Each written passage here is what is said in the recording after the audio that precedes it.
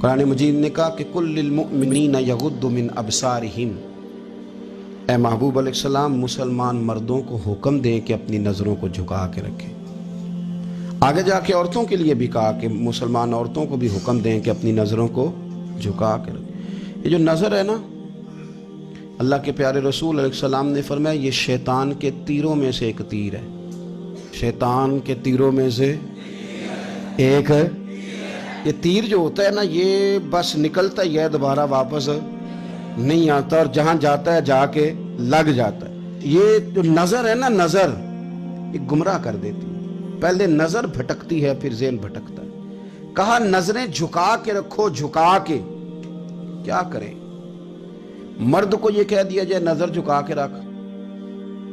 ہمارے ہاں تو بہت سارے لوگ ہیں جن کے اندر ایک لیڈر پایا جاتا ہے، انہیں تو گلی سے گزرنا، ادھر بھی دیکھنا ادھر بھی دیکھنا، سلوٹ کرنے، سلام کرنے، کی حال ہے، کیسے ہو، کدھر ہو، تو اندر ایک لیڈر ہے، تو وہ لیڈر تو نظر جھکانے نہیں دیتا۔ ہم نے تو کمان کرنی ہے پورے علاقے کی۔ حکم یہ ہے کہ نظریں، ایک صحابی فرماتے ہیں کہ نبی پاک صلی اللہ تعالیٰ علیہ وسلم نے ہمیں رستوں میں بیٹھنے سے منع کیا، تو ہم نے عرض کی یا رسول اللہ صلی اللہ علیہ وسلم کئی دفعہ مجبوری ہے، گزارنے نہیں ہوتا، رستوں میں بیٹھنا پڑتا ہے، تو حضور نے فرمایا پھر رستوں کا حق ادا کرو۔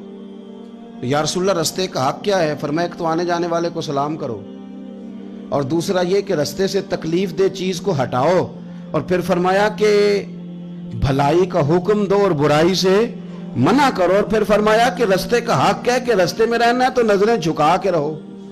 پھر ایسا نہ ہو کہ ہر شخص پر آپ کی نظر پڑے، ہر شخص پر۔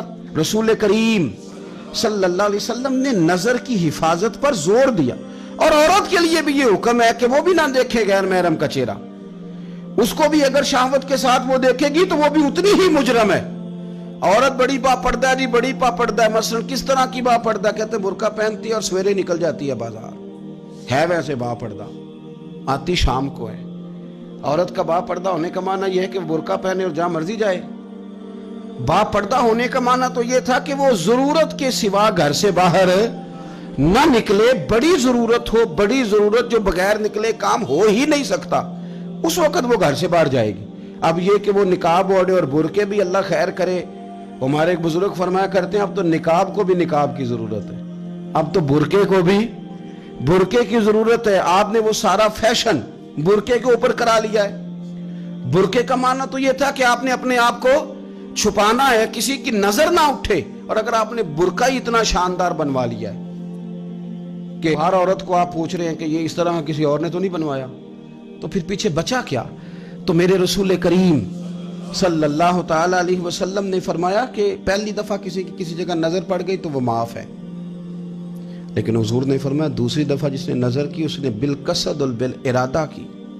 آپ کو بتاؤں، جن لوگوں کی نظریں ناپاک رہتی ہیں ان کا حافظہ کمزور ہو جاتا ہے، جن لوگوں کی نظریں ناپاک رہتی ہیں ان کی عبادت کی لذت چلی جاتی ہے، جن کی نظریں ناپاک رہتی ہیں وہ لوگ ذہنی طور پر اور قلبی طور پر تھوڑے تھوڑے پریشان رہنے لگ جاتے ہیں۔ جن لوگوں کی نظر ناپاک رہتی ان کی کیفیت یہ ہوتی ہے کہ سب کچھ ہوتے ہوئے ان کا دل اچاٹ ہونے لگ جاتا ہے۔ نظر کی ناپاکی، چونکہ یہ وہ والا نشہ ہے جس سے کبھی بھی پیٹ نہیں بھرتا، ذہن نہیں بھرتا، تو بڑی سنجیدہ عمر تک بھی معاذ اللہ تعالیٰ یہ گناہ بندے کا پیچھا نہیں چھوڑتا۔ نظر کی صفائی، میرے نبی پاک علیہ السلام نے فرمایا، مسند امام احمد بن حنبل میں کیا خوبصورت لفظ ہیں، حضور نے فرمایا تیری نظر اگر کسی جگہ پڑ گئی تو واپس کر لے اور اللہ سے ڈر جا۔ تو نے اللہ سے ڈر کے اس نظر کو واپس پھیر لیا، تیرا وہ واپس پھیرنا اللہ تیرے لیے عبادت بنا دے گا، اور عبادت بھی وہ جس کے اندر اللہ تجھے لذت عطا فرمائے گا۔ عبادت بن جائے گا، اور عبادت بھی وہ جس کے اندر اللہ تعالیٰ لذت پیدا کر دے گا، تجھے قرار نصیب ہوگا کہ میں نے عبادت کی ہے۔